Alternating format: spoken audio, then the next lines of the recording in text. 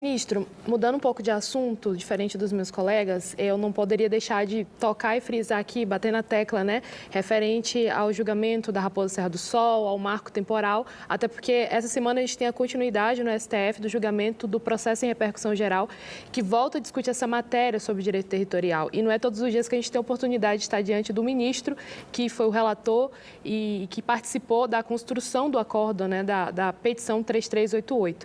Então, uma pergunta bem objetiva e diversos telespectadores, os povos indígenas, várias pessoas estão acompanhando e a pergunta que eu gostaria que o senhor respondesse para mim e para todos que nos acompanham é que se o senhor se considera o autor, o dono ou o criador da tão falada tese do marco temporal. Foi a sua intenção criar e utilizar o marco temporal, limitando o alcance dos direitos reconhecidos aos povos indígenas à data da promulgação da Constituição para todos os casos da Raposa do Sol em diante, ou foi uma solução pontual para o caso específico da petição 3388? Por favor. O processo foi subjetivo, né? Começou com ação popular. A intenção não era estender aquela decisão a outros processos paradigmaticamente, com vinculabilidade. Mas os ministros todos se debruçaram muito sobre essa questão Raposa Serra do Sol. Todos. A colaboração foi de todos.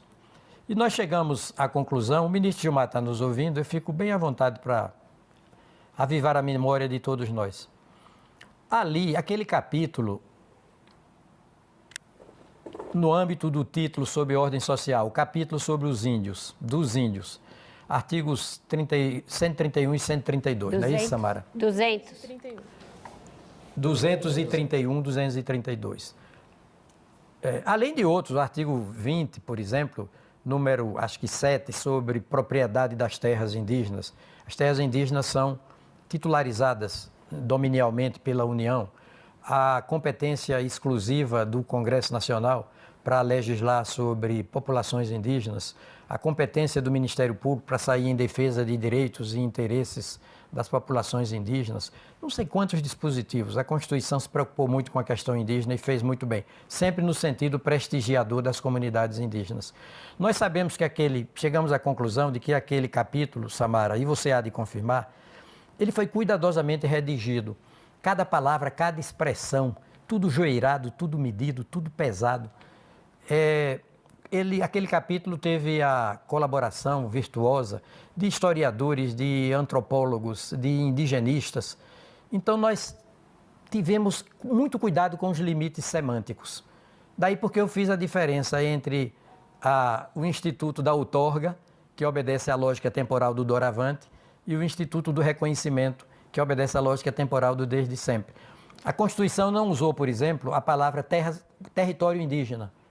Território é uma categoria política, só existe um território nacional. Usou terras indígenas.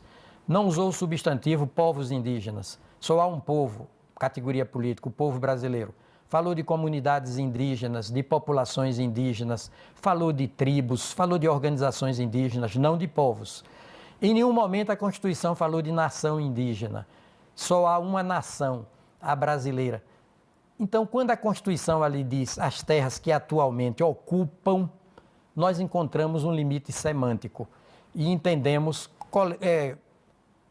colegiadamente, que devíamos, para aquela questão, para aquela causa, estabelecer o limite. Mas relativizamos isso. Dizemos que os índios não perderiam seu direito de posse exclusiva, de usufruto exclusivo das terras tradicionalmente ocupadas, ali onde eles não estivessem a 5 de outubro, por efeito de uma violência sofrida, uma usurpação. E mais, que o formato das terras indígenas seria caracterizado pela extensão, pela extensibilidade, e não pela restrição. De sorte que, para assegurar exatamente, entre outras coisas, a tradição daquela ocupação, num caso concreto.